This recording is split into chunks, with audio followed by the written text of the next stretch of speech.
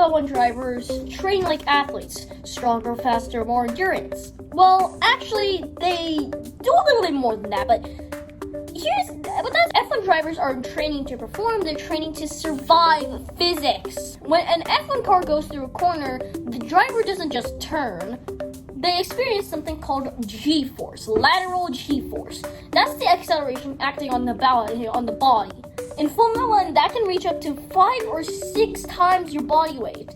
So if your head weighs about 5 kilograms, in a corner, it suddenly feels like 30 kilograms. Now imagine holding that sideways for 2 hours. I like screws. Without dropping it, without shaking it, and while making perfect decisions at 300 kilometers per hour. Students tell you 400. This is why F1 drivers have very unusual workouts. They don't just lift weights, they train their neck like a structural support system. Sometimes like this. But I think that's only me since I don't actually sleep on my back. Sleep apnea. This is why F1 drivers have very unusual workouts. Resistance bands, weighted helmets, side pulling forces. It looks strange because it is. But here's the reason. If your head moves even slightly under the G-force, your vision shifts. As your vision shifts at 300 kilometers an hour, you're not slightly off. You're more like this. Yeah, it's like that. Actually, sorry. More like this. So you just might crash into the barriers. So you're in the wall. Now let's talk about reaction time, because an F1 car isn't just physical, it's neurological. The F1 reaction time test reacts in around 200 milliseconds. That's faster than most people can even blink properly. And they're not reacting in a calm environment because they're driving at 300 kilometers an hour. They're reacting while it's vibrating, overheating under G-force, and making hundreds of micro decisions per lap. Like, am I pinning this lap or what? For example, when Ferrari messed up the strategy again, box, stay out, tulip! And this is why they train flight systems. Random signals, instant response. Not to become fast, but to stay accurate under pressure.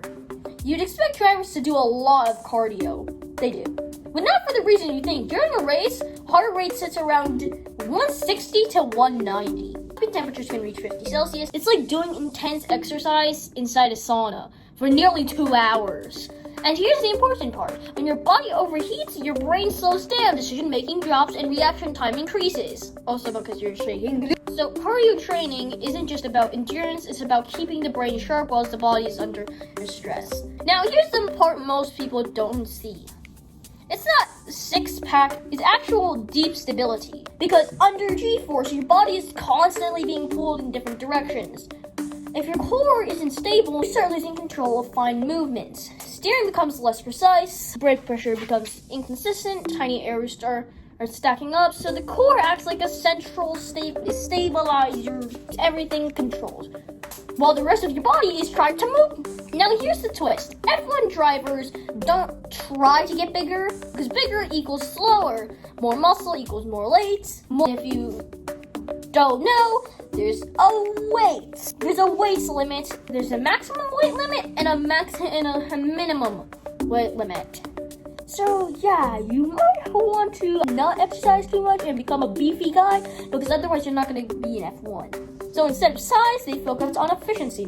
It's not about looking strong, it's about being precisely strong where it matters. So when you watch Formula One and see a driver sitting in a car barely moving, it doesn't look extreme, but when you're actually watching this, what you're actually watching is this. A human body holding itself perfectly stable under forces that are trying to move it like King Kong shoving you into a lava pit.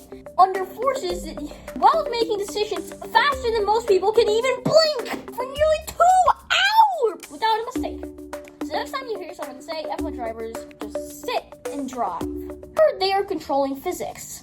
I'm the mini commentator Chris. I'm about to hit the DRS zone.